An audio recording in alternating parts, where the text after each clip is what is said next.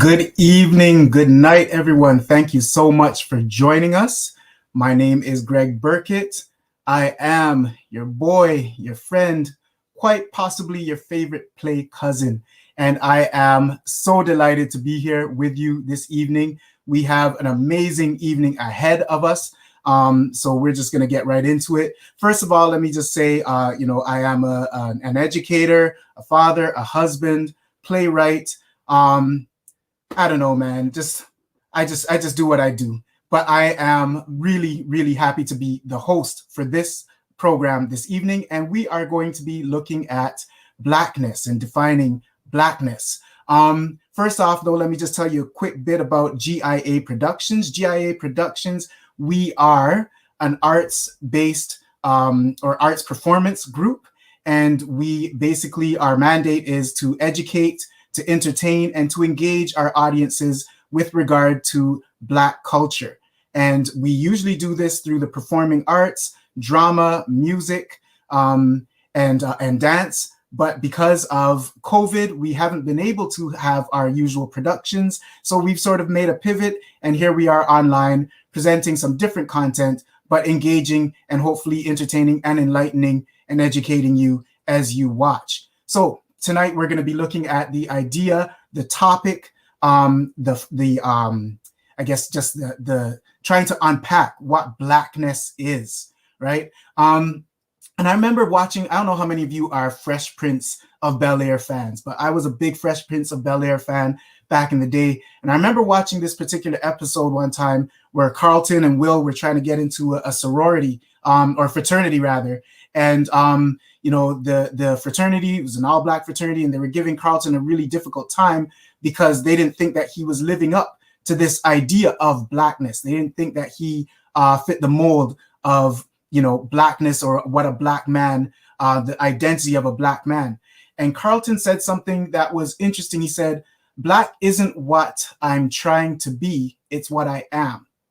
Right? Or I might be mixing it up. I think he said, Black is what I am, it's not what I'm trying to be. Right? And that always resonated with me, right? Sometimes we have this prepackaged identity, and we want to talk a little bit about that. Where does that come from? Now, as an educator, this is something that we discuss in the classroom all the time, identity, that is. And of course, Blackness is something that is an identity. It goes along with an identity, or it's a moniker that is ascribed to identity. And one day in the school, I was walking through the hallway, and I saw a fellow Black teacher, and I said something to him. I didn't even know the students were listening. We were walking by each other, and I just uttered a phrase. For those of you that are not Caribbean, I'll break it down afterwards. But I said Wagwan to him, and he said Wagwan back to me, and I kept it moving. And this student looks at me and he says, "Sir, finally you're showing your Black side." And I found that very interesting. The way he said it to me, it was almost as though up until that moment, he didn't consider me, or the way that I carried myself or whatever I was doing, he didn't consider me to be authentically Black. And I'm the teacher, I'm one of the lead teachers when it comes to putting together the Black History Month activities. I perform spoken word and write spoken word that is, based in Black cultural representation. And I perform this at school assemblies and whatever not. All of those things, but until that moment, until he heard me utter this phrase, Wagwan, he, for whatever reason, he didn't see me as authentically Black until that time. And it's interestingly enough, he is not a Black student.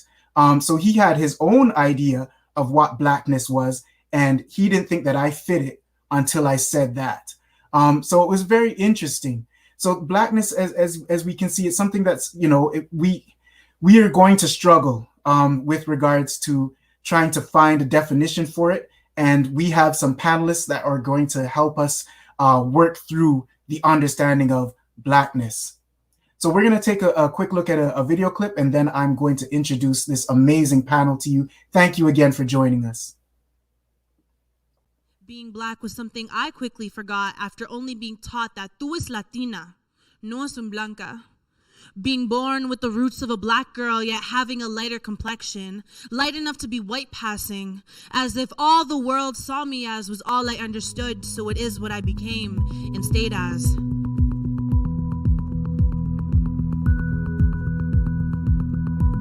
I define Blackness as an art form, something that you cannot copy, something that has to come from individuality. To define Blackness to me would be who I am. It's my upbringing, it's who I shine as a person, the people that help raise me, my family.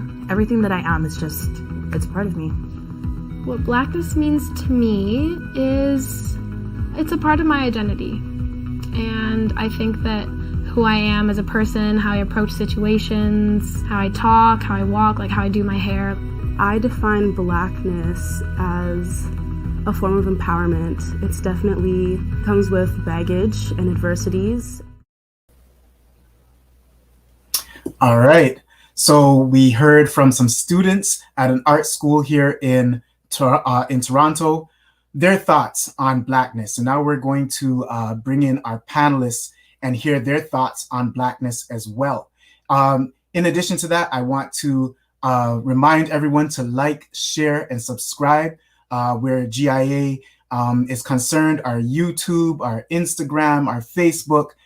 Make sure that you are telling people that we're having these very important conversations. And, you know, if you have some friends and family that you want to hear this conversation, tell them to jump on now, right? So that they can get, involved and hear what it is that we're going to be discussing here tonight.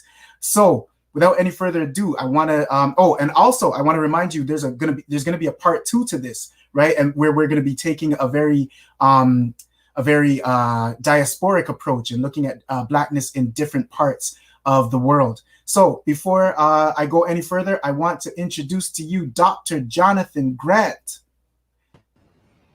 Hey, how's everybody doing? Thank y'all for having me. Thank you to TalkDeTingz, GIA Productions, for this just incredible panel. This is just something that's extremely important, and I'm so excited about being involved with this discussion, this conversation.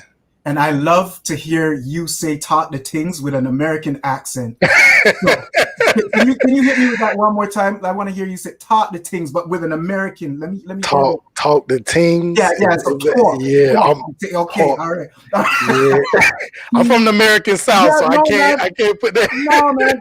No, that's good, man. TAWK. Talk. Yeah. All right. Okay. All right, man.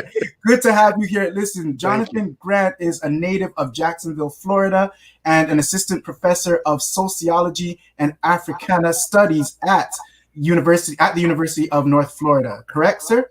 Yes, sir. Okay, cool. He also works as a diversity and inclusion consultant for Ashe Institute. And he helps businesses and publishers promote equity within their companies and literature.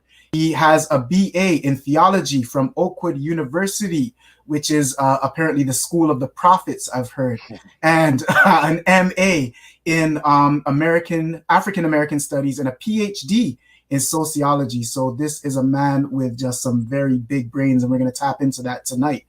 He spent years teaching classes on social inequality, social theory, race, Atlanta studies, research methods, and social stratification. He has published on issues related to race, social class, and educational disparities in the South. He has a forthcoming research in the Journal of Qualitative Studies in Education and a book chapter on the Black middle class in the 3rd edition of Getting Real About Race series. He has a forthcoming work on Afrocentrism and Afrofuturism in African American activism and political engagement, an encyclopedia of empowerment. Currently, he's working on his first book entitled, and I love this title, Ghetto Heaven, Examining Race and Class in America's Black Mecca. Where's America's Black Mecca, sir? So America's Black Mecca currently would be considered Atlanta, Georgia. Cool. Okay, all right. And I mean, there's just so much to his bio here, but he is also a lover of spoken word art. Do you perform spoken word art too? I did not as much as I used to. Okay, all right, okay, because But you I have did. the voice for it, man. I like Thank you. there's a lot of texture in that voice, man. Thank you. And apparently he loves art, music, soul, jazz, gospel, and hip hop, and stand-up comedy. So welcome to the show, Dr. Grant. So good to have you with us, man. Thank you, sir. All right. Next, I would like to welcome Olisa Adekoyode. Hi, how are you? How well did I do on that name? You did pretty good. It's a Okay. pretty good. Okay, all right. Thank you very much. Olisa is a 7th generation Canadian born in Dartmouth, Nova Scotia. Big up to the Scotians, and my boy Supernova, Scotian DJ, is watching right now, so I know he's just heart just pounding with pride. Dartmouth, Nova Scotia, and is the eldest child to her parents. She identifies as Afro-Canadian / Métis. And can you just break down for those who may not know what Métis is, if you could just tell us a little bit about Métis culture and what it is? So Métis is a term that is used to reference Native Indigenous peoples that are of mixed race, so either European and Native, and Black and Native. Okay, all right, thank you. Olisa moved to Toronto in 1988 after gaining a diploma in early childhood education. She also studied desktop publishing, business, and psychology, and currently works in higher education. Olisa is a writer who creates and curates content as a social media community manager. She is the proud mother of 3 sons and has 2 granddaughters. Welcome, Olisa. Good to have you with us. Hi, everybody. All right. And next up, we have Jesse Jerva.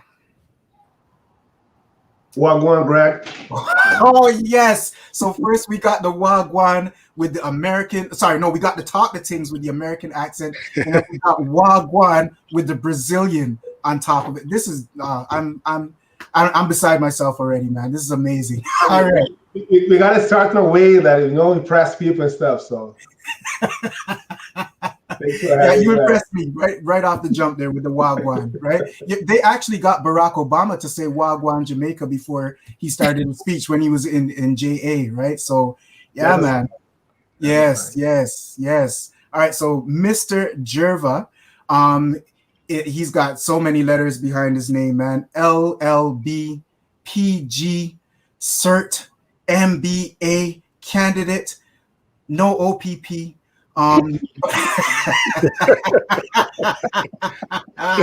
Yeah. But he's just another dude with big brains, man. He's a business and legal advisor, investor, and speaker in universities, chambers of commerce, and other organizations around the world. His real passions are education and philanthropy.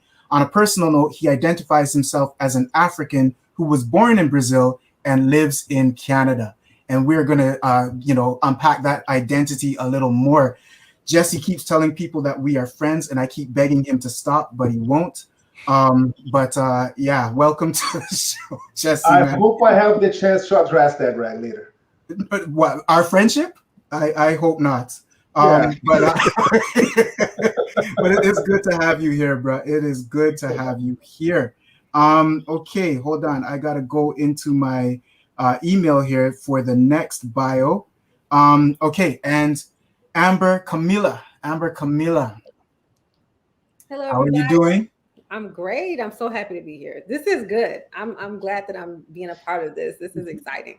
All right, you feeling the vibes already? Yes. Okay. Can you give me a TalkDeTingz with the American accent? TalkDeTingz. Yes, man. Yes, we're ready to go. Awesome. Okay. So, okay. All right. Somebody, we got an alarm or something going on.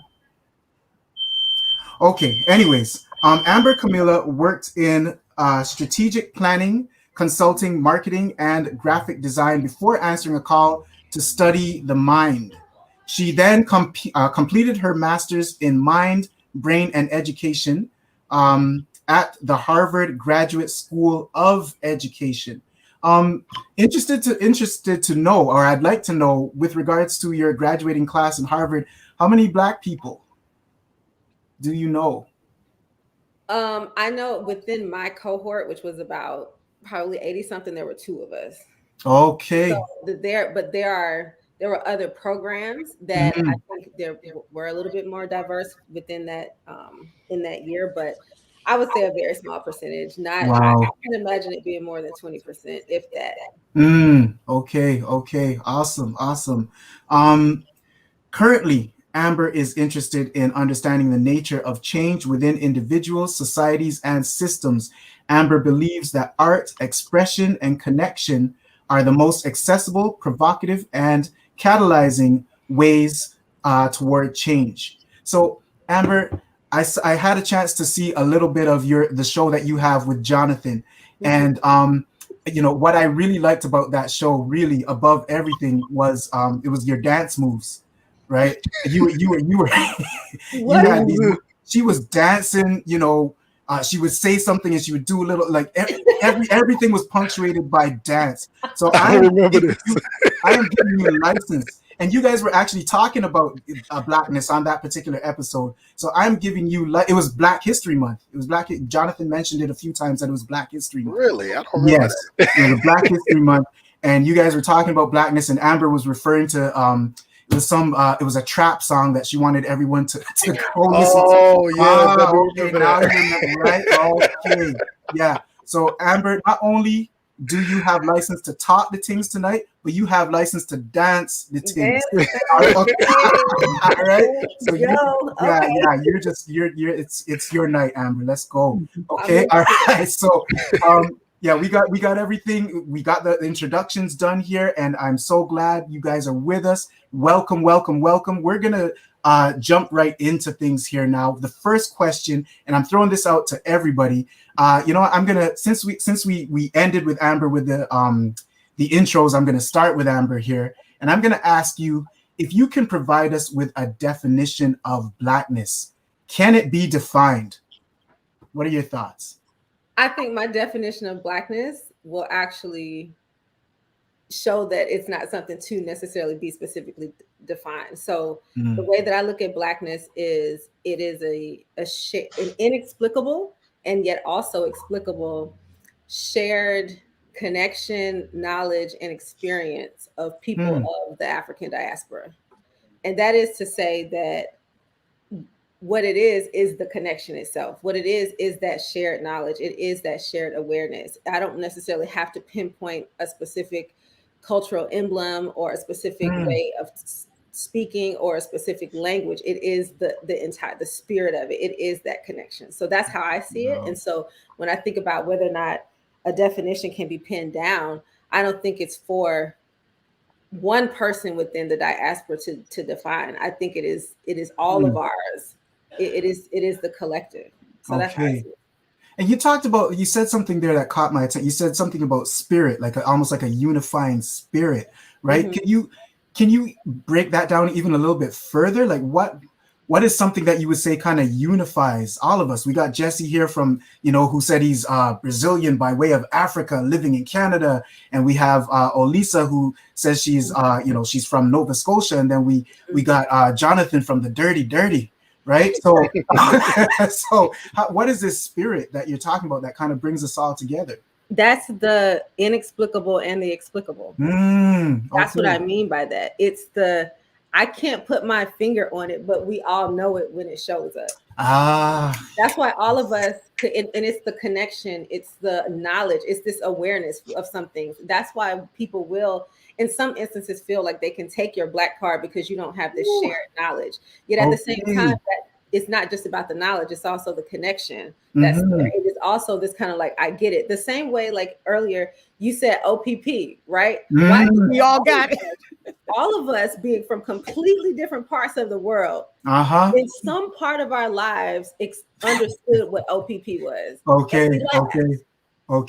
I don't know when you found it. I mean, all of us are different ages, all these different places, but that isn't to say like if one of us didn't know OPP that we're not Black. It's just to say that sometimes there is there is that shared knowledge and awareness that we can't put our finger on or put a date to, put a time to, but it's all there. And the more we talk, it'll be there.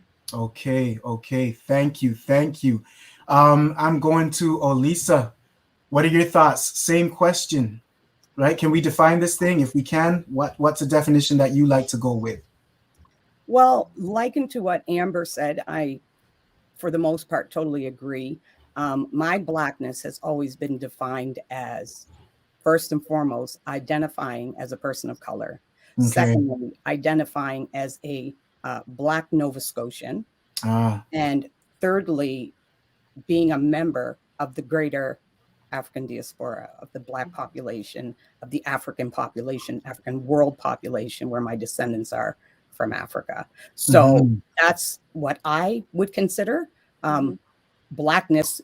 For me, as Amber also said, shared experiences. Yes. Through culture, through music, through dance, through food, fashion, you name it. I don't think that it can be defined for the same reason as Amber. To give it meaning that is concise and specific. Okay. That the word is used universally and understood to mean the same thing universally. That's what dictionaries are for, right? Okay. And there is no unified meaning or understanding, because we all come with shared experiences, maybe, but we don't necessarily have all the same shared experiences. Right. So in that way, I think it's very subjective. Blackness in and of itself is subjective. My experiences, my feelings and emotions tied to my experiences, how mentally well I am, how I can function, if I build resilience to things, understanding and knowledge, is going to be very different for me than, say, even someone who's most like me, maybe a sibling, or may have influenced me like a parent, or someone that I might influence like my child, right? So very subjective, very, very subjective. I think that there's a challenge. And again, like Amber said, that it's not for one person or one small group of people, when you use the larger African population to define. Right. And I like that you said that, right? Because I remember in my, I think it was my second year university, one of the my professors said, he hates the term Black community because he said that it makes it seem, it makes it seem really small, and like one or two people could stand up and sort of speak for all of us, right? And you're saying that that's not the case. That can't happen, right? Dr. Grant, let's hear your thoughts, sir. What do you think on this defining Blackness? Wow. Yeah, just extending the thoughts of Amber and Sister Olisa. When I think about Blackness, I would actually kind of like to respond to what you said, what Carlton said on Fresh Prince of Bel-Air, right? That Blackness is not what I'm becoming, but it's who I am, or something to that effect. And I like that, right? And I would even push it further as to say, I think and maybe that's what it meant for him or whoever wrote that part in his script. Right. But I think for me, Blackness is both. It is who I am, but it is also who I'm becoming, right? It's a journey that I'm going on. Maybe a journey from being Black to finally being African, knowing that I was kidnapped somewhere down the line and taken, from some place in West Africa or South Africa or wherever, right? In fact, I just found out that the person that I knew of that was enslaved in my family, his mother, he was actually here. He was the first person in our family that was enslaved here. So his mother was pregnant with him on the Middle Passage. Wow. So that makes me even more excited about the fact that, wow, I really wasn't supposed to be here. So I felt even more connected to, to the motherland in that way. And so it's this constant understanding of who I am, that for me is that's part of my Blackness, right? That's part of my journey into discovery of self. And so there is no linear definition of Blackness. There's no universal definition of Blackness. I do believe that it is wide, it is deep, it is broad. It's you can describe it, but you can't contain it. You can't contain Blackness, right? And so even when when you said TalkDeTingz, and then as a person from the American South, I said it in a different way. But then when you said dirty, I kind of laughed myself, because I'm like, well, that's not how Outkast or Kilo would have said it, but it's all Blackness, right? And it's all people, and there's a certain level of respect that we have for each other's Blackness and each other's stories. And I think the more we can do that, the more the more unified, the more together we can be in understanding and relating and expressing and defending and growing what we understand as Black, what we understand as Pan-African. And so I'm that's kind of what I think about when I think about Blackness. Okay, and just really quickly, I want you said Pan-African there. Can you just really quickly tell anyone that's listening that might not understand that term, what does, when you say Pan-African, what are you referring to? What are you speaking about? Right. So the Pan-African tradition dates back to some historians would argue it might even go back further to maybe David Walker's Appeal, but I would probably say it really became popular in the early part of the 20th century with W.E.B. Du Bois's Niagara movement, the NAACP, and then of course you have Marcus Garvey's Universal Negro Improvement Association. And so that is when you have sort of this kind of Pan-African idea of bringing all people within the African diaspora kind of under one rule, under one idea, under one goal, looking at the continent of Africa as our cultural and spiritual homeland. And so this idea of even like the red, black, and green flag, being the flag for all of us, even though I may be African American, the good sister here may be from Canada, Nova Scotia, the good brother is from Brazil. So we have these other kind of colonized flags that we're forced to kind of navigate, those identities we have to navigate. But Pan-Africanism says, but this is what all of us kind of fall under, as we're trying to, again, liberate ourselves. So Pan-Africanism is kind of like an identity that brings all of us in the African diaspora together. Okay, thank you very much. Thanks for breaking that down. So Jesse, your time, sir. This idea of defining Blackness, can it be defined? Would you attempt to define it? What are your thoughts, man? So if I had to give one definition by any means, I'd say Blackness is a state of mind. Blackness is a level of perfection. Blackness is where I make sense. But at the same time, we have to understand that we have millions and millions of people here. And then we have to understand we are going to have millions and millions and millions of definitions.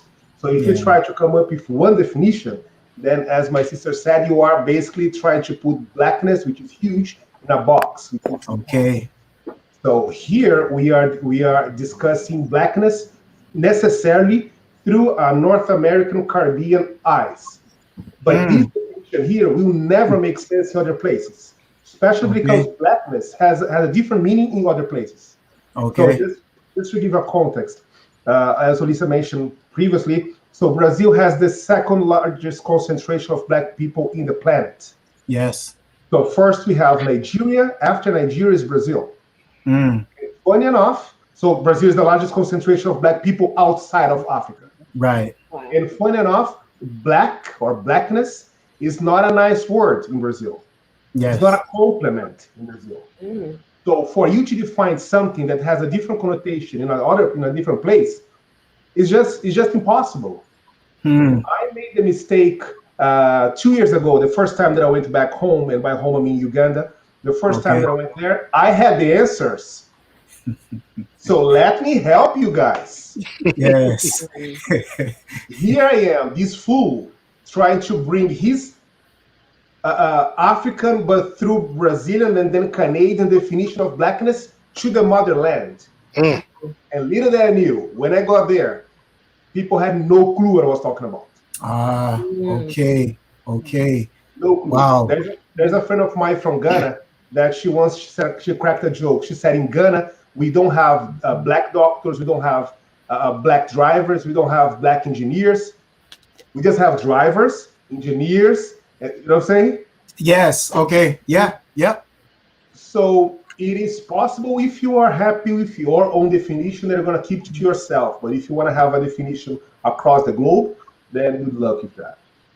And I teach a Black History course, or I used to teach a Black History course when I first started teaching, and I had some Somalian students from Somalia, and they said they wanted to take the course to find out if they were Black.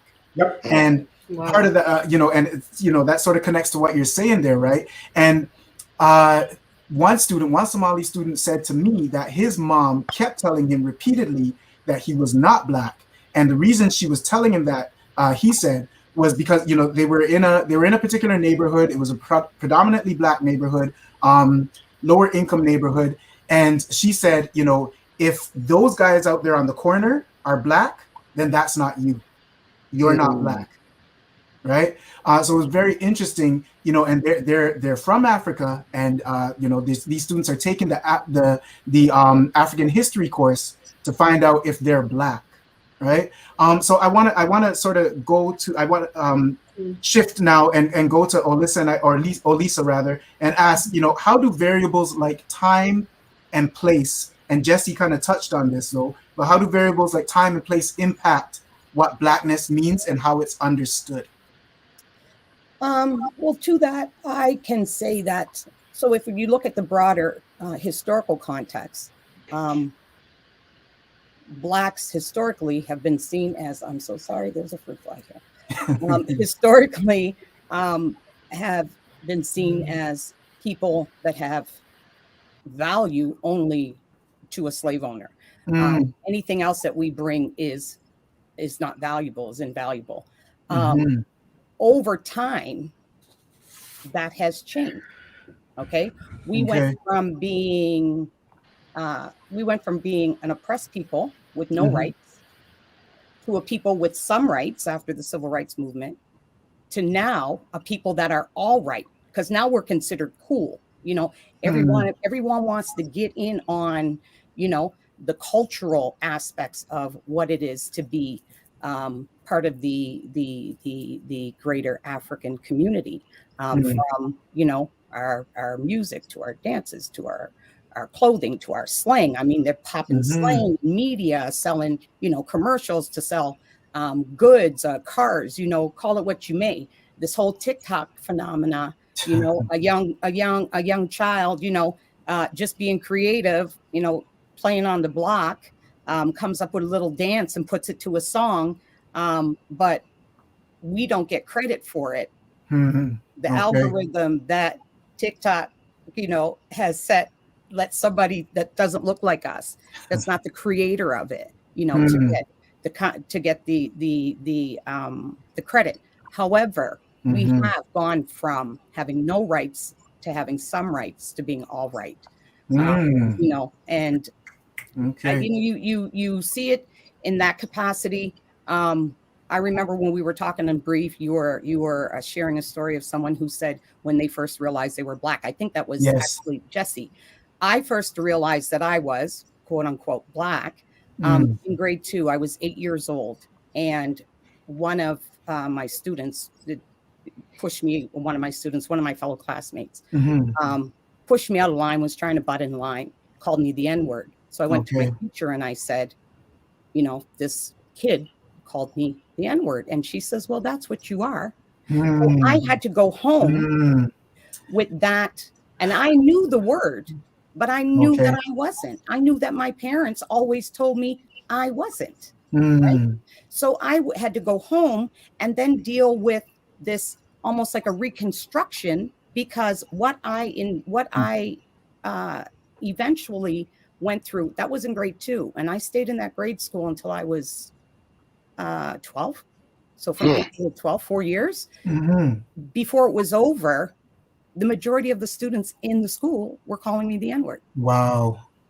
From one child to, so that was my childhood experience. I knew at that point in time, I was Black. My parents were having those conversations with me about the challenges that I would face, you know, that were to come in a world that is not kind to us as people of color.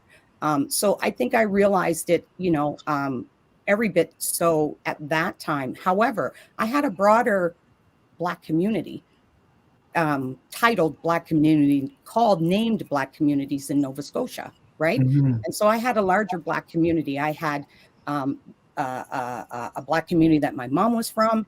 I had a Black community that my mom's dad was from, that my birth father was from. I had a Black community of persons living here in Toronto who were probably predominantly West Indian, because of the numbers, right? I had a community of Blacks when I lived in Windsor for about 14 years. Many of which were Blacks that came from the US. Right, from Detroit, probably. And then having my ex-husband was American, and I used to travel there a lot. So when I look at, you know, the communities that I belong to, in one or the other, from having light skin to having dark skin, from being not as light as one family member to being, you know, lighter than yet another family member. Even Black people, our own people, will remind you that you are Black or that you're not Black enough. Right. Okay. Right. Yep. Which is, you know, also to speak to that I often got called out for speaking proper English, for a lot of the extracurricular activities I was involved in. I played field hockey. I belonged to an aquatic club. I was a rower. I, you know, involved in a lot of ways, and a lot of even your special interest. It was like, that's not what Black people do. Okay. You know, you think you're white because you talk like that. You think you're white because you know, behave like that. And I had manners and different things. So it was sad to hear from my own people that I wasn't Black, despite the fact that I had the same challenges and I was met with the same challenges that they were all met with: discrimination, prejudice, inequality, you know, some form of suffrage along the way. You know, the things that make us common by, you know, our skin color. You said a whole lot there. And there's so much that we could dive into there. We are going to go to a clip, and then when we come back, because there's some things that you said that are, you know, sort of going to be expounded on a bit more in the question after this clip. So, I'm going to encourage everyone again to please like, share, subscribe, and to, you know, if you have got some peoples that you think need to be watching, tell them now. We're going to head to a clip. We're going to listen to Professor Jody Armour give a quick comment on this idea of Blackness. And then when we get back, we're going to get right into it. So stay tuned. Thank you. How do you understand and define the term Black or Blackness? Yeah, well, Blackness has a particular definition in the American context. Doesn't always cross over the borders, but in America, Blackness was defined by that auction block. In the pre-Civil War era, you were Black if you could be put on that auction block and sold as chattel slave, as property, right? So you have a Black man, Black woman, Black baby, white man, white woman, white baby, white man, Black woman, Black baby, right? Black man, white woman, Black baby. You take that white man who had a baby with a Black woman, that baby has a baby with a white person, what comes out?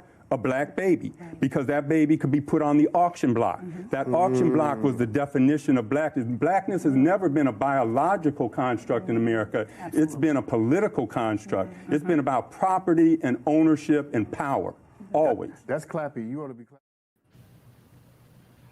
Okay. All right. So we're going to jump off from there, and we're going to talk about, or I'd like to talk about. Okay, so Tiger Woods said, he wanted to be called Coblinasian. Right, he wanted to be called Coblinasian because he didn't think that the term black was inclusive enough of who how he saw himself. So he wanted to be called Coblinasian because he's Caucasian, black, Asian, and he wanted to be called, that's what he wanted to be called. And he said that to the media, and they said, "Yeah, okay, thanks, Tiger." And right after that, he was called by the media the first black champion of the first black master chief, right? This idea that we look at Barack Obama and we know that he's biracial, but he's the first black president. How much do this measuring stick? Where does the measuring stick or checklist for an individual to be considered authentically black come from? How do things like skin complexion and physical features and things of that nature, speak to the way that people or factor in to this being considered authentically black? And we saw, what the doctor said there about, blackness in America. But, Dr. Grant, I'm going to ask you for your thoughts on that with regards to this checklist, right? And how does phenotype play into that as well? Right. Yeah, I mean, when you think about like the notion of blackness comes out of the idea of race, right? And the fact that race is a social construct. Okay. So, there are books like A Short History of Race by George Fredrickson that teaches us that out of all of the modern social locations and modern social identities, out of the main ones that we look at, right, in sociology and political science and all these different disciplines, you have race, gender, and class and sexuality. The most modern one is race. Race is only a couple of 100 years old. Yes. And it really came out of more of the religious identity, where you had Christians and Jews having tension with each other, in Europe for so long. Mm-hmm. And so it is out of that we get discrimination, and we get anti-Semitism based on culture. And then out of that, moving into the Arab slave trade and the transatlantic slave trade, that's how you get race, right? Okay. And so out of race is how you get blackness. And so, like the good doctor said, blackness is this social construct. It's based off of, what can we define and how do we define blackness so that it fits our agenda for capitalism, right? Because capitalism is I believe is the engine for race. Capitalism is the engine for what blackness means. So whatever we need to do to turn a profit, that's what blackness and whiteness is going to be, right?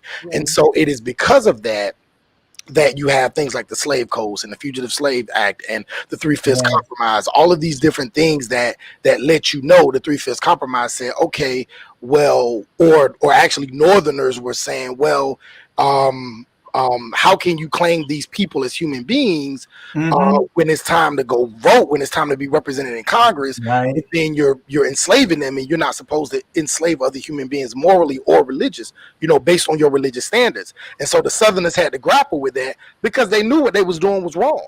And so they said, okay, well, instead they're not fully human, they're just 3/5 human, so that it'll fit into whatever they needed to do to maintain power. And that's what the good brother just said. Blackness and whiteness and race in general is about power, right? And so when we talk about what is the measuring stick, white people created that for us. So now after you come out of slavery, now you go into Reconstruction, now you go into the new Negro movement in Harlem and all these different places. Now we have a chance to define it for ourselves, because for so long somebody else defined us for hundreds and hundreds of years, told us when we were black, when we weren't black, when we were human, when we weren't human. And so that's when you have people, that's when we start to say, well, now we can say what is black.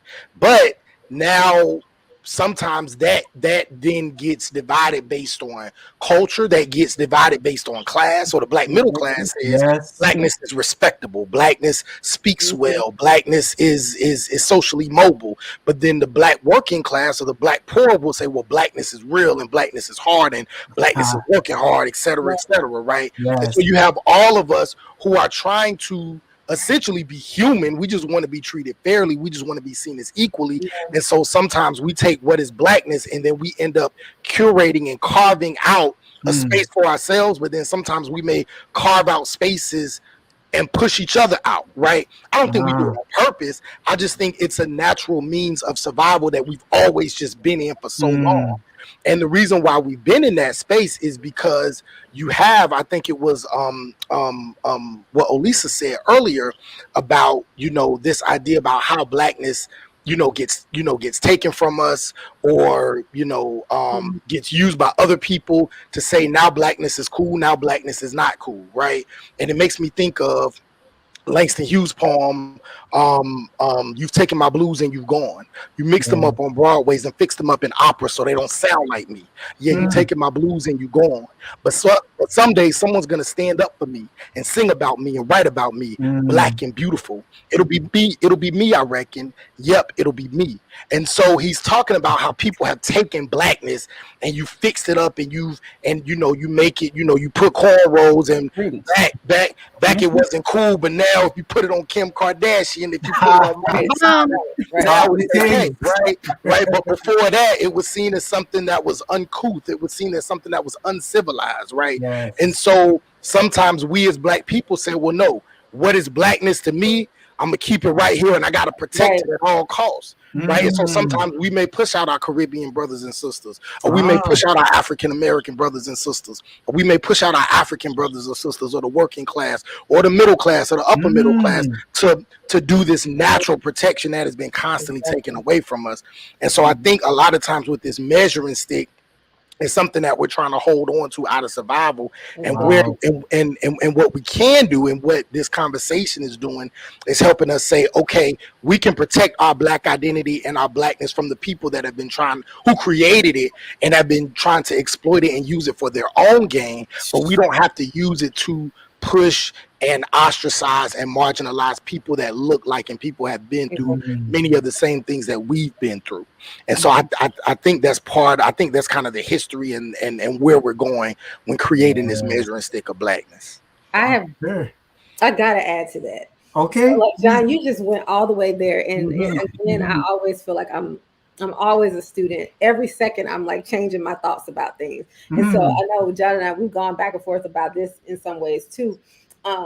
Sometimes when I think about even things like black, like in order for us to in one way be liberated as a people of the African diaspora from all things that are oppressive, even the title black is a title that is a label that was given to us. So in order for us to get out of this race game, we have to start calling ourselves black in a sense, right? So when I think about and I think about like the issues of systemic oppression and all of this, I think about wanting to give white people back the problems they created. So I look at this. Ask white people what black is.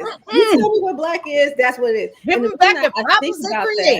the reason I think about that is because of this wonderful quote from James Baldwin that I watched. And he was like, somebody asked him, like, what is a nigger? He's like, you created it. You tell me. That's right. You tell me why it is that you needed a nigger in the first place. That's right. I'm not going to tell you what a nigger is. I'm going to ask you why you felt the need to create one. So why did you feel the need to create 3/5 of a person? Why did you feel the need to create a black person? Why did you feel the need to create a race so that you could do this? So going back to what John said. And so in some of these moments, I just want to put yes, hashtag give them back. Yes. In all of the celebration that we do as people of the diaspora, right? And wanting to be able to hold on to our identity as much as we can, because at every turn is blotted out or it's appropriated or misappropriated in whatever way. It's just like sometimes I just get irreverent to all of that beauty of that collective like empowerment and say, y'all take it. Tell me what it is. You tell me what black is. You tell me what a nigga is, because y'all came up with these words that don't really apply to any of us. Because even what we just said, blackness don't really apply in another way. It's like, it's this explicable thing, right? It's this thing that doesn't actually have a definition. It's this thing that is different for every single black person or every single person who we think might be black. So what is this? Why do we even try to fit ourselves into this? Because it's not actually useful. And yet, going back to what John said, we absolutely need it. We absolutely need it because it's what gives us grounding, and it gives us a place in this place where we feel so separated, and where we have this kind of, we do have this collective, it's this collective thing. And that's why I take it back to the spirit. Like, I don't even want to, it's like partly knowledge, part connection and stuff, but it's just like, it's something else that connects us, because Blackness is in itself is, in another way, it's a shared trauma, if we want to look at it like that, in another way. And we identify with each other through that shared trauma. And that shared separation. Because what I think was so incredibly telling of what you said, Jesse, too, is like, you go back to the motherland, even us calling it the motherland, right? And people there, some of the people there are like, I don't have this issue. I'm not Black in that sense, because you weren't separated, right? And so when we have it, I find that in another way that Blackness is, it is just that, it's that desperation to go back home. It's it's that enunciation of separation. We feel so deeply separated, and we're just trying to get back in some kind of way. We're trying to find those things that amongst all of us who have just been put all across the world are trying to just connect back to. That's how I see it in another way. So yes. Jesse, I'm gonna ask you to jump in. Yeah, go ahead, man. I listened to Elisa and I was laughing here, because if you thought it was bad for you to learn that you are Black at the age of 8, let me give you bad news. My mom learned she was Black at the age of 21. So what happened is, my grandpa is Black and my grandma was white. And then my mom was raised in the country like bush. And they never had a conversation about race at home, ever. Then she leaves the bush and goes to a big city where she met my dad. She went to school, became a nurse, and one day she gets into an argument at the hospital, and then they fire her. She comes to complain to the human resource, and they say, you know what? Maybe they fire you because you're Black. 21 years old. She has never heard before that she was Black. And then there was a conversation. What do you mean Black? Black. You, Black. Me? Like this back and forth. Black? Yeah, you. Who? Me? Black. Yeah, who? It's usually realize, oh, wait a second. Are you saying that I'm Black? Yeah. So me, Black. And she's now 67, and she still doesn't know what that means. I heard Shani commenting here that the one drop theory. And that's something that I learned here. Because once again, even though I am an African, but I never spent time enough in Africa to understand the concept of being Black in Africa. And I've been here for 10 years. So most of my life I was in Brazil. Just so you know, in Brazil, it's exactly the opposite. Unless you have, let's say, 80-90% of drops, you are not Black. Right. So it's exactly the opposite, because everybody's trying to run away from being Black. Sure. Yes. So here, as long as you have one drop, you are Black. There, if you don't have enough, you can claim not to be Black. So just to make it clear, if you tell me some soccer players, because most of us know soccer players from Brazil, I can tell you in Brazil they are considered Black or not. Okay, Ronaldinho. I mean, the striker or the other one? Ronaldinho, the one that had the ponytail. He's Black. The other one is not. Okay. Romario is not Black. Okay. All right. So Cafu is not Black. Interesting. Most of those guys are not Black. So if they were in the States, they would be considered Black. And that's what happens to a lot of the baseball players from the Dominican Republic. When they come to the States, all of a sudden you're Black. And it's, what are you talking about? What does that mean? You know, back home, right, in the Dominican Republic, they had a gentleman who was running for a public office in the Dominican Republic who was claiming Indian and was doing all kinds of he was photoshopping his hair and doing all kinds of things to make himself look less Black, right? Because you know everything that went on there with Emperor Trujillo and all of that, right? He was trying to divorce himself from Blackness so he could give himself a fighting chance. But if he came to the States, he wouldn't have a chance, right? He would be Black, period. Which is what the point I was trying to make with Tiger Woods, right? Yep. And there's a funny thing over there. The more you succeed financially or professionally, the less Black you are. Okay. Yeah. So if you hit the top, you can say you're not Black. Yep. That's how awkward that is. Yeah. So And when I hear the one drop theory, or when I hear my brothers and sisters here from who have a American, Canadian, Caribbean experience, I listen. I'm always taking notes because I'm always learning something new here. Because Yes. the perspective that I was raised is exactly the opposite. Okay. Yeah, and I've heard that Pele's money whitens him. That's what they said, that Pele's money actually whitens him and gives him access to different things, right? Yeah. I want to jump forward here though, and I want to talk about cultural appropriation. There's an author you guys might be familiar with, a guy named Greg Tate, a writer. He's a hip hop author actually, or he writes about hip hop music rather, and he had a book called Everything But the Burden. Everything But the Burden. He was basically saying that when it comes to cultural appropriation and our culture, individuals would like to take everything but the burden, right? And I would like to hear, Amber, your thoughts on what is cultural appropriation and what do you think is the motivation behind cultural appropriation? So, first, again, I just want to say how much of a student of life I am. So I continue to my thoughts on things continue to evolve. So this should be just dated as of today. This is what I think. So when I first off, when I think about the term appropriation, I'm such a stickler for words and also what is implied in words. And so first, when you think about appropriation, you just think about the base. It's appropriate, right? It's appropriate is to be what's proper. Okay. So I think starting out the gate, even though the literature uses the term appropriation, I want to be clear that it's misappropriation that's happening. Even though there's a definition of appropriation, I still want to pay attention to the fact that inappropriation is appropriate, and we can have a whole conversation about the fact that to the fact that appropriation is defined as basically looking at taking what someone else has and using it for your own purposes in some way, and why the base of that would be proper.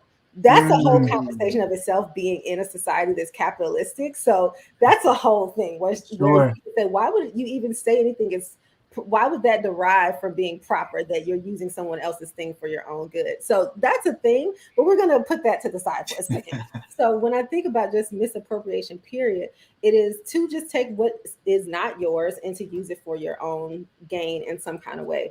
And so I think cultural appropriation runs the gamut of a lot of different things. It can take a lot of different forms. It can be people taking anything that stimulates the senses from somebody else that's not yours. So whether it's music, whether it's food, whether it's clothing, it's texture, it's any kind of thing like that, and it's not from something that you understand and that you know well. Just use it for your own purpose. And so I look at it as the reason why I see it, what motivates that. And this is so fine. It's so fine grained to me. Okay. What motivates it is beauty and our complex relationship with beauty as human beings.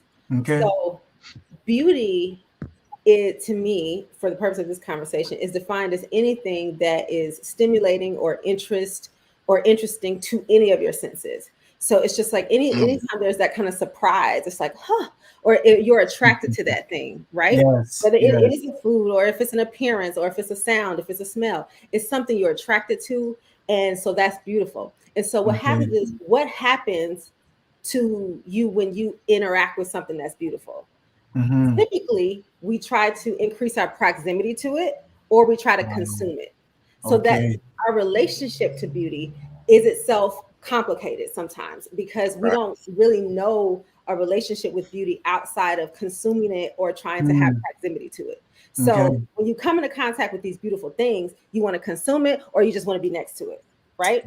So when you start thinking about appropriation, cultural appropriation, if it's something that is beautiful that's not your own, you want proximity to it, or you want to consume that thing. Sure. Now, then put on top of that, being from a capitalistic society, which I'm talking about from the American context, and everything being about how do you capitalize on something so that you can get yourself ahead of the game, you will then take that thing that is beautiful and find a way to capitalize on it.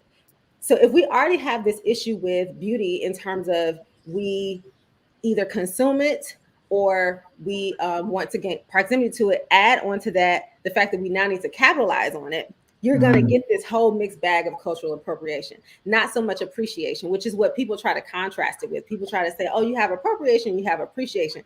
It's very hard to have appreciation when we don't know how to actually interact with beauty in a way outside of consuming it. When you start getting into consumptive behavior, you fairly quickly get into some abusive type situations, or you get into some type of exploitation.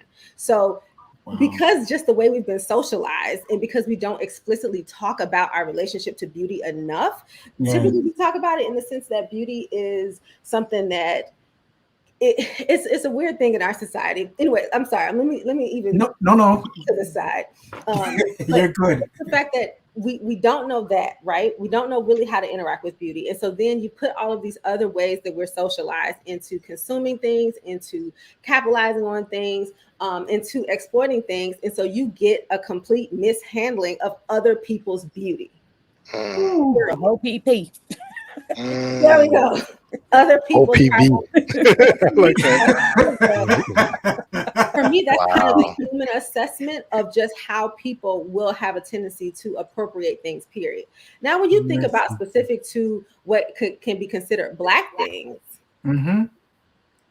because I'm only going to stay in that lane, because I also recognize that that Black people can appropriate other people's things. And I know that that's a thing, and I'm not going to go there right now. What I'm going to go to is just pretty much, I would say, let's focus on how colonizers colonize and how they are the ones who are able to, they're able to exploit other people's beauty with a power that the people who are typically exploited cannot do. So they will take something because they have the power to either take it and then put it on a level or put it on a stage where someone else can't. It looks like theirs. And so again, they know that they have the power to do that. Yeah. So they take that beauty and exploit that beauty. Okay. They don't want to call it beautiful necessarily on that thing, but once they take it, it's like, now it's beautiful. Now it's beautiful. Sure. Sure. Okay. And it's so incredibly insidious and dangerous because you know the power, they know the power that they have with that. Because, oh my God, when you think about braids, so I get so upset about it, like cornrows and box braids. And you get these fashion designers, you get the Kardashians, you get all these people to take these braids all of a sudden and they're high fashion. And they want to call them all these things. And you want to take even the door knocker earrings, right? And now all of a sudden, this is high fashion. And I'm not trying to say that that specifically is Black American culture. It is one of those things that we do that we don't realize that we're doing, because this is where it gets extra complicated with people of the diaspora. And I love this about us. One of our greatest assets and one of our greatest, I don't want to say weaknesses, but the threats to us is how freaking beautiful we are in every single way. So every single aspect of the senses is so stunningly beautiful and arresting and exciting and fascinating and magical to people, to us as well, that because people, again, don't know how to interact with beauty, you can't help but want to take it. Because that's the relationship to beauty. They want to consume it. They want to get next to it. They want to taste the food. They want to smell the smells. They want to feel the textures. They want to touch your hair. They want to touch your hair because they never felt nothing like this before. They're like, what is this? All you have to do is wake up and feel your hair for yourself, because it's fascinating. It's interesting. Being a Black woman, when I started going natural for the first time, they call it like in your the syndrome where you're just in your hair all the time. You're just like feeling your curls and stuff. This is so nice. It's so nice to feel my own curls. I know why you want to touch my hair. You never seen nothing like this. This is amazing. I know why you want to taste my food, because you never tasted anything like this. The seasoning is surprising to you. This mixture of seasons is just like fascinating. It's blowing your mind, isn't it? And you don't know what to do with it. And because you were so wrapped up in capitalism and consumerism, you can't help but take it. You don't have enough self-awareness to even respect the beauty that is that, because we don't know how to interact with beauty, period. Now, I mean, there's more to that. And I'm not giving white people a pass at all, because you also have an awareness of your power and you're being a part of a dominant culture. And there is a point at which there is exploitation, and that goes back to values. So what does it mean to experience someone else's beauty and actually interact with it in a way that is not harmful to that individual? But that means that you would have to care about somebody. Right. That means that you would have to have a value of care and love and compassion. And that's not necessarily something that's shared with a lot of people who are in positions of power or who are in who have dominance in different ways, because they are characteristically colonizers. And you know, what can you do with that when they just want to like everything to be theirs? Yeah. There's a lot there, and I want to keep going, but that's just the I feel like if I say nothing else, it's this relationship to beauty. And for me, I want all of us to just kind of consider, what is our relationship to beauty? Because it's the same reason why resort designers and developers will put the resort next to a coast, because the horizon, the sunset, that's beauty. And there's a premium for beauty. You have to pay more to get the rooms with the view, because the view is the thing that you're paying for. There's beauty to that, right? And yet those same developers or those same people who will own that coastal property are also some of the same business owners who engage in terrible environmental practices in another place, right? So there's this real complicated relationship to beauty that we implicitly engage with all the time.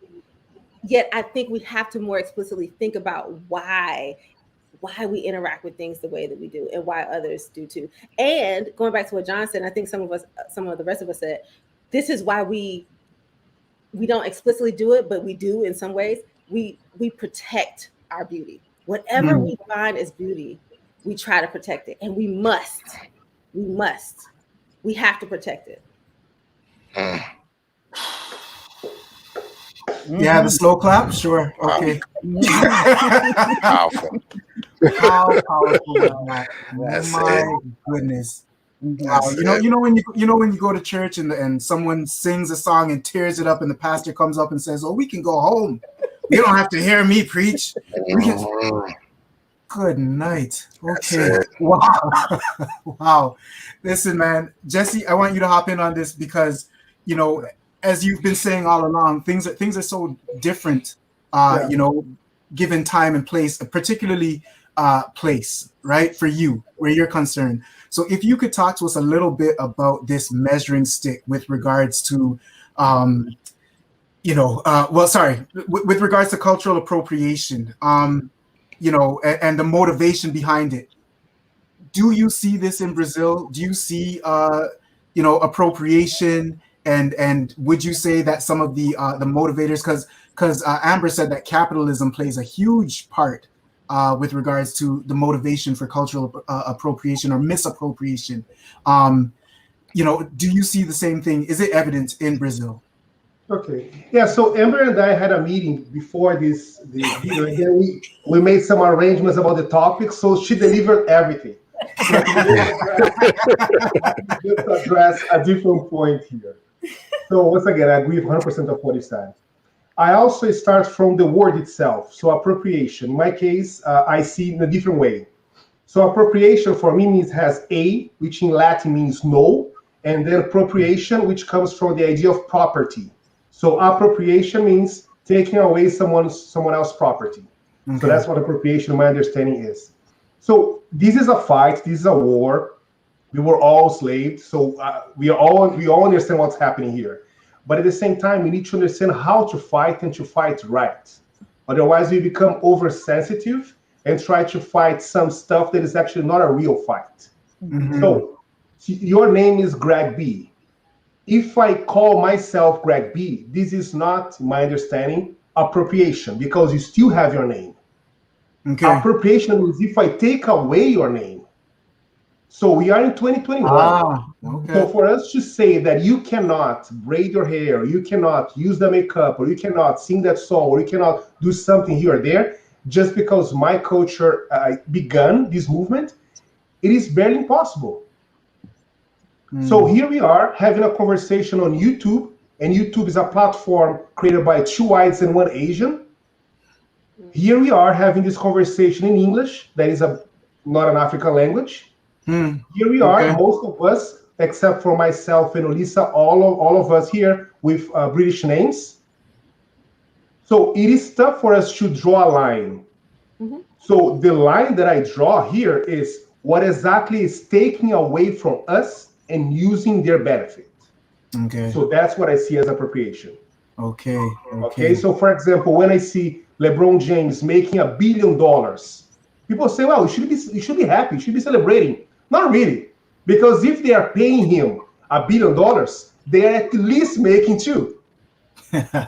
Yeah, for sure. You know what I'm saying? Yeah. So when I hear this thing about, oh, you are not black enough, or when I see we have to portray a character to be characterized as black, or when they try to take away something from us, this, in my understanding, is misappropriation or appropriation per se. So I'm just saying that because if we become oversensitive and say, hey, these are my colors, hey, this is my hair, hey, this is my music, then how do we do this thing then? How do we live? Okay. So I do believe this is a thing. I do believe we have to fight.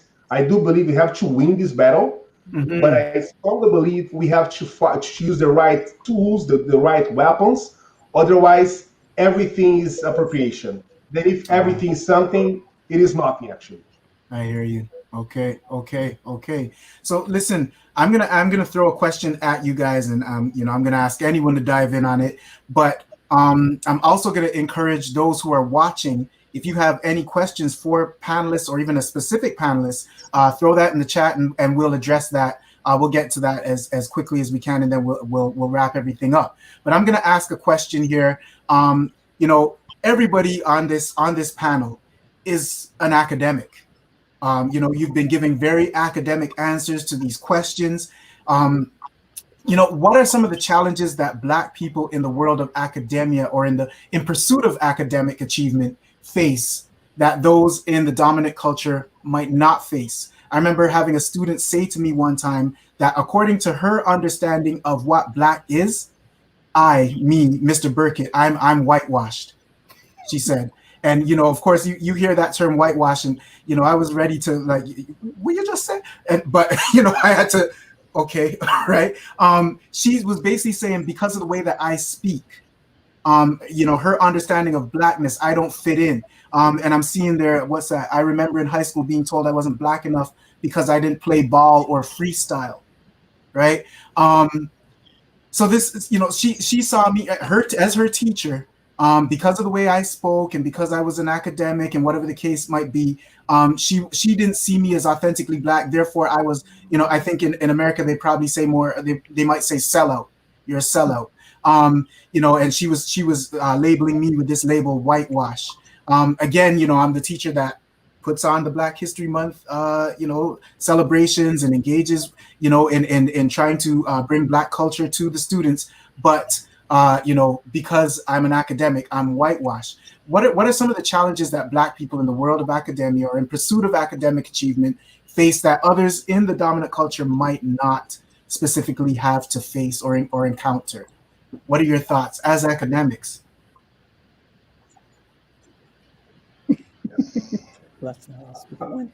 Jonathan was about to say something, so that's why I was quiet here. I was like, he's about to change the world here. Who you said, me? Yeah, he's calling you out, man. He's calling you out. I was really. Go ahead. Yeah, go ahead. Oh, I'm sorry. No, I was really trying to think. Is there anything about my Blackness that I have to deal with in academia that I haven't had to deal with in the dominant space? No, because your program, right? With the program that you have, you talk about having one foot in the street and one foot in academics, right? Then when you say that, do you feel like those in the street still see you as authentic? Okay. Okay. Okay. Okay. Yeah. All right. Okay. I guess I can talk about that part. Okay. Yeah. So, um, I think something when Amber talked about Black people having a shared trauma, right, and having these shared experiences, and that's part of our Blackness. One thing, whether you're African American, whether you're Caribbean, whether you're from the continent, or wherever, we all understand code switching, right?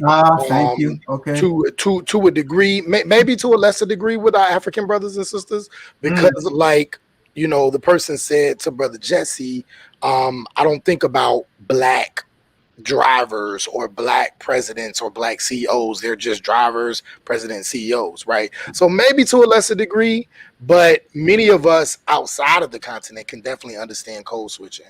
Now, this notion of code switching is this idea of having to go from Black spaces into white spaces, and from white spaces into Black spaces, and then changing our behavior, our language, changing things so that we are then more accepted or palatable by the dominant culture, by white people, right? Yes. Sometimes it's a way of safety for ourselves so that we can Wow. protect our Blackness, so that we can keep them from asking us so many questions or delving further or feeling free enough to be able to say, oh, well, now because you're acting Black, now I can act Black, and then they slip up and say the N-word, and then somebody might get slapped.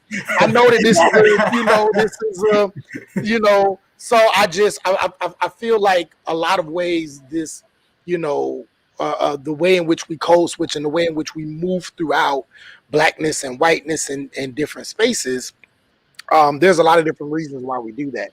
When we interracially, but sometimes we have to do it intraracially, right? So sometimes even when we're and this is something that a lot of the Black middle class researcher and literature speak about, this idea of maybe Black middle class people feeling like they have to put on or take off their Blackness to fit in with maybe the so-called, the hip hop culture, or fit in with the young people, or fit in with the hood, and then take that same Blackness and then morph it into something else when they're going into the academy. And so I think that that's something that maybe Black professionals, Black academics may have to do, especially those who spend a lot of time with people that may not be academics or a part of the Black middle class or Black professionals or whatever, right? If you're somebody like myself, right, who lives in a predominantly Black area, but it's maybe lower middle class to middle class, and so there are all types of people around me in my neighborhood. There's a person who retired from the military. There's another person who just got a PhD. There's a Jamaican brother next to me who owns his own ice cream shop. There's a brother across the street from me. We don't know what he does, but he gets money, so ain't no telling what could be going on over there, right? All I know is there's a lot of cars over there, but we're all one community, right? We're all one community, and so there could be this way in which I know for myself, sometimes I may downplay or may not talk as much about certain parts of maybe my professional life or my career, so that I continue to be accepted by certain groups, right? And so that's one part of being one foot in the academy and one foot in the streets. You have Black men. I remember a question we were asked one time in one of my PhD courses. A white teacher, she asked the question, how many of you do tell your friends that you're in a PhD program? And all the white people raised their hand, and even the Black women raised their hands, and the Black men kind of looked at each other like, I ain't telling nobody that, right? And it was interesting because among the Black women, even when they say they talk to their friends, that's something that's accepted. That's something that's exciting, and it doesn't necessarily cause them to maybe feel like they might be marginalized from the community that means so much to them. At the same time, for Black men, it may be different. Some people may say that's part of I forgot what the name of that theory was, but some people may say that is Black people who have used this notion of education as a way of saying, oh, that's you trying to be like the white man, right? And because white people have used education, and some Black folks have used education to oppress some of our brothers and sisters, or have marginalized some of our brothers and sisters who may not be as formally educated, do that to make them look bad or feel bad, right? And so because of that, that's this kind of survival mechanism, or a way in which, again, going back to protecting our identity, like Amber was saying, protecting that beauty at all costs. And so I think but I don't think that it is because Black people don't love education or Black and oppositional theory, that's the name of it. But I don't think it's because Black people don't love or appreciate education, because Black people were the first educators, right? The first schools, the first universities came out of Timbuktu. It came out of West Africa. It came out of East Africa. So being educated, being intelligent, knowing this world and the next world and the heavens, and studying the the oceans, everything that came from us. So that's a part of who we are as Black people, as African people, right? So I don't believe that is the reason, but I believe that the fact that education has been commodified and education has been used to marginalize certain groups of us, and then sometimes maybe even our Black professional educators may also use that to big themselves up and push some of our other brothers and sisters down, maybe consciously or unconsciously. That's done. And so now that's kind of a way in which we kind of keep each other at bay. So I think because a lot of Black men have seen that specifically, and a lot of Black men in the way in which they have to navigate higher academia, and with them being the lowest, I believe besides Native Americans, they have the lowest number of Black PhDs, falling even below Black women. It's this weird space, right? And so now we're going into kind of intersectionality of race and class and gender. It's this weird space that Black men have to navigate and say, okay, while I'm here, I can be this academic, I can be this professional side, but when I'm in the barbershop, I don't want them to know that about me, because they mean just as much to me as my professional brothers and sisters, as the Black woman who's a PhD, as the Black male who's a PhD, as this community as well. My brothers in the barbershop, my brothers at the mechanic, my people at my family reunion, they mean that is also a part of my identity, and I don't want them to feel outcasted. I don't want to be outcasted by that. And so I think because of that, there's this kind of code switching that Black academics have to do within their own spaces. That can sometimes be difficult. That can sometimes take us a while to walk in these identities in a way that makes us proud. But then, so again, I'm talking even myself, sometimes even within my neighborhood, I don't necessarily want everybody to know what I do, because I don't want them to think I feel like I know more or less, than anybody else. But then what I end up finding out is sometimes when they have an inkling of what I do, they're proud. And they're saying, hey, I got somebody they need to talk to you, brother. And such and this and that. And so it's like, now I have to take a look at myself and say, well, why did I think that they will feel this way? And so now I have to think about the ways in which whiteness and white people, what they have told me about Black people and education and oppositional theory, all these, how that has now come into me, and now I'm projecting that on my people when that may not necessarily be the case. And so it's this constant grappling, this constant self-correcting of Blackness, and everything that we're talking about, that we always have to do as as we're walking our paths. And I think Black academics are just they're not immune to that. And so that's just one of the things I think that Black academics have to navigate when it comes to this identity piece. And this was the guy that didn't know what to say, on this. Right. And now, so I see Amber's got something to say, and then I want us to quickly jump into a question from the audience, and then we're gonna wrap up, because we are running out of time, and this is such an amazing discussion. So Amber, I'm giving you 30 seconds. Yes, go for it. I'm going to give a quick term for what some of John was saying, which is stereotype threat. If I had that language at the beginning of my academic experience in higher ed, I would have been so much better. But a really quick, elegant definition is stereotype threat is the risk of confirming a negative stereotype about one's group. And so for me, as being a Black academic, it's being nervous that you're going to prove something that somebody else has associated with being a Black person, whether that's being not a hard worker, whether that's not being being unintelligent. And so then with that though, as a Black person, there's another stereotype threat that you're dealing with, which is what John was talking about, which is being associated with white people. So it's like, I don't want you to think that I'm that Black person. So for you, for them, they think they have an idea of what being an academic means, what it means to be educated. Then it's just like, I don't want to be associated with that. So I'm not going to also tell you that I'm over here because I'm dealing with these different identities. So we negotiate our identities based on a lot of times the stereotype threat of whatever that identity is. Thank you. That's perfect. Yeah, that's perfect. Yes. So I think there was a question from Jay Jar. If you guys could put that one up for us. Jay Jar had a question, and we will. Okay, so do you find Blacks face more barriers when pursuing higher levels of academia? And I guess that's in comparison to other racial groups.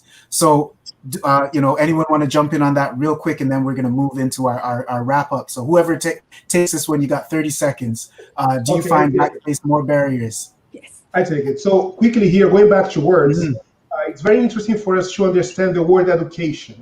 Education comes from the Latin words educo, and educo means grow from within. So let's not confuse education to school, because if you confuse education to school, that's good. then it creates a problem, because the goal is to be wiser, not a consumer. So answering the question here, it is very easy for us to see Black people getting to school as consumer, meaning students, but we don't see them as professors. So Denzel Washington said, don't confuse movement with progress. So we see a lot of consumers into school, and we say, we are succeeding. Look at how many Black students, meaning consumers, we have. Look how many professors, 0. So the goal here is to focus on education. So you can have as many post PhDs as you want, unless, as Jonathan said, you know what you are doing. Unless you have this education, you are not going anywhere. You're just basically consuming. Thank you, Jess. I appreciate it. You know what? Now you can say that you're my friend. Okay. I'm okay. I'm okay with it now. Okay. All right. So, okay. All right. So we are wrapping up, and I want to use this question here to sort of close things off. And I could talk to you guys all night, but we got to close things off here. And, the question here is, what is working for us right now? What should we continue doing, or what do we need to do more of in order to improve the Black experience globally? So as Black people, what are our greatest assets? What do we, and how do we maintain or enhance them to make them most beneficial for us? And I'm going to Amber and Dr. Grant. You each have a minute on this one, real quick. What are your thoughts? I want to say in short, without being able to explain it all, is one of the biggest things I talked about it earlier, our beauty. In our creativity. So one of the biggest exports in the United States is Blackness, actually. It is Black culture. It is, if you go to any top 100 list almost anywhere in the world, you're going to have hip hop, you're going to have rap, you're going to have R&B or something with that influence. Sure. Our shows, everything. So to me, what Black people need to do right now, and this is, I can't explain it all, we need to learn about creative law. We need to learn how to protect the creativity and the beauty that we have. We need to learn copywriting. We need to learn all of that. And I think we need to learn that en masse so that we can protect the beauty that's ours, because we must be the gatekeepers of it because of the society that we live in, not because we need to be in this whole kind of game of intellectual property, because that's the whole thing, right? Like that's its own concept. Because we're here now, and we're in this place where intellectual property is a thing, we must learn how to protect our own stuff. Thank you. Dr. Grant, what say you, sir? In a minute. You know what? It's really hard to say because Black people have literally done everything. We've done everything that we can do to themselves outside of, a full mass migration to, back to the motherland. I know there was a large attempt at that early in the 20th century. But we've literally done everything. We've tried separation. We've tried nationalism. We've tried integration. We've tried assimilation. We've tried being the first Black president. We've literally tried it all. And it appears as though there's always this, this kind of barrier. At the same time, though, I don't know if there is anything that we need to add, anything that we need to do. I think that we are doing it. I think one of the things that I think is extremely necessary for us as Black people I think we're doing it and to continue to do is to raise our level of consciousness and our level of understanding that we are enough. Right? We are enough. We can do this on our own. Right? Yes. We can create nation building. We can create economies. We can create political structures, social structures that work for us, a military structure that work for us by ourselves. Right? This is something that we can do, and that there is not a need for an alliance with any other group of people, because what we had it before. Yes, we had it for thousands and thousands of years, long before the age of European expansion, long before white folks got into, and became the dominant kind of culture and became the culture that influenced a large part of the world. We were running the world for thousands and thousands of years before that. So I strongly believe that the more we can rid ourselves of the internalized oppression that again we all have. It's not just me, it's not just you. We all have elements of it. And so I think ridding ourselves, sometimes we call it self-hatred. I don't like to use the term self-hatred because that's more like a psychological term, and I like to use internalized racism because it's something we got from white folks. Wow. And so remember, say give it back to them. Give them back all the racism, the systemic racism, the destroy, and the internalized racism, and the negative views that we can have about each other. And so I think that is definitely one thing that once we can rid ourselves of those divisions, and once we can begin to see the beauty in every part of the African diaspora, I strongly believe that we will be in a huge step, in addition to everything that we're doing now, in addition to everything everybody else is going to say on this panel, towards true political, economic, spiritual, emotional and psychological liberation. Thank you, Doctor. Thank you. Olisa, and then Jesse, because you're my friend now, you have the last word. So, Olisa, what are your thoughts? What do you want to leave us with here with regards to Blackness and what we can do in order to continue to grow and to make our experience globally, to enhance rather our experience globally? As Jesse said, educate. If you know something, right, we have an obligation to our children, to members of the larger African community, to educate, to teach, to know. Yes. I was listening in on a recording last week, and it was in celebration of the African Holocaust, and it's celebrated close to the birthday of Marcus Garvey. They spoke about, there was a young lady who spoke about, and she was from West Africa, but she spoke about how there's no African history, like Black history. They don't learn about the slave trade, nothing like that.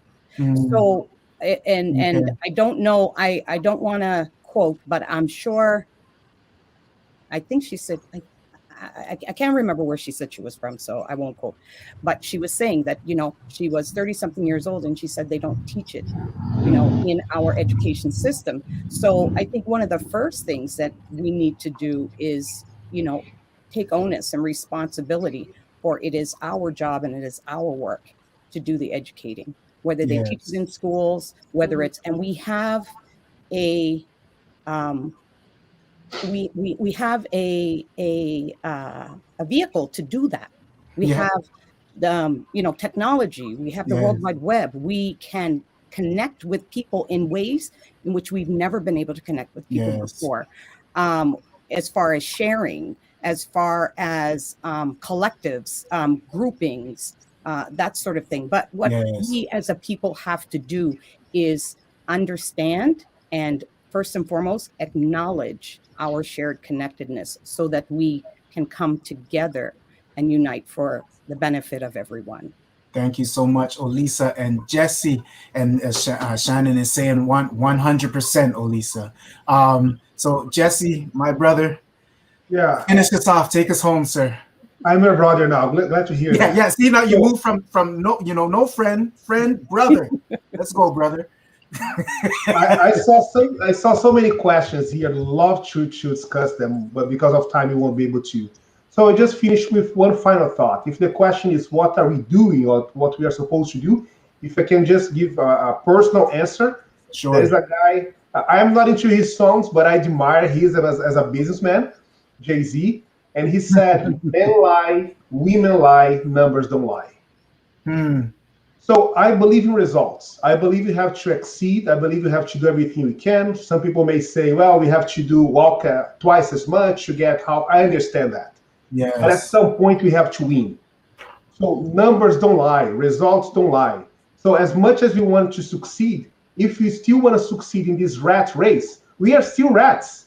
So the goal that I suggest people to do is prove by results. So when you prove by results, you are able to create a new system, and then we can win. Otherwise, you're going to be always playing the system that is already developed. Yes. And this system is not for us. And my final thought, going back to what Jonathan said, I see racism as mental health. So for me, that person has problems, and he or she needs to address those problems, not me. And I also see racism as a bag. So people come close to me, trying to leave that bag on my ground, and I say, no, thank you so much. Take this bag back. So this is your problem. So long story short, let them take their bag back, and remember that you cannot argue numbers. So once we are the best, we are the best. Once we create a system, we create a system. And then, as my sister Amber said, happiness and beauty will be all over. Okay. Thank you. Listen, I just want to say the biggest thank you that I can to Jonathan, Amber, Olisa, Jesse.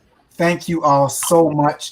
And I have to say that a part 2 is coming. So I'm just putting that out there for everybody so that you know, we started it off today. We kicked it off today, but a part 2 with potentially a part 3 will be coming your way. Thank you all so much for spending your Tuesday evening with us. And I think it was well worthwhile, even if you don't. I think it was. It was really awesome just listening and learning from these amazing people. Thank you all so much. Those of you that tuned in, thank you, my panelists. Thank you, my production team.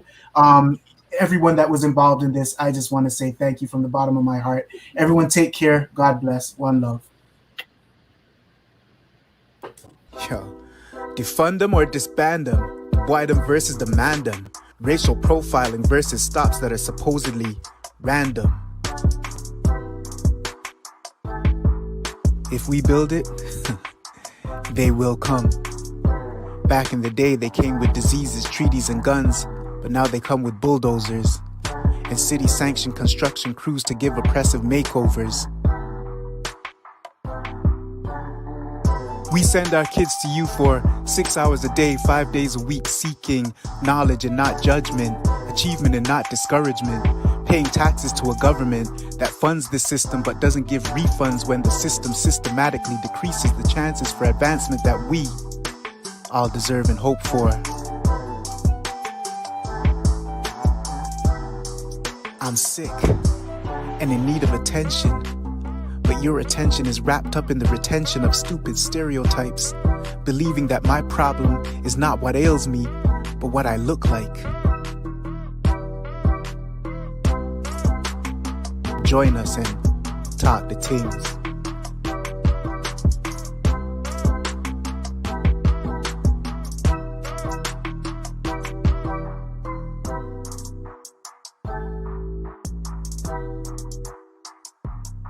Bye.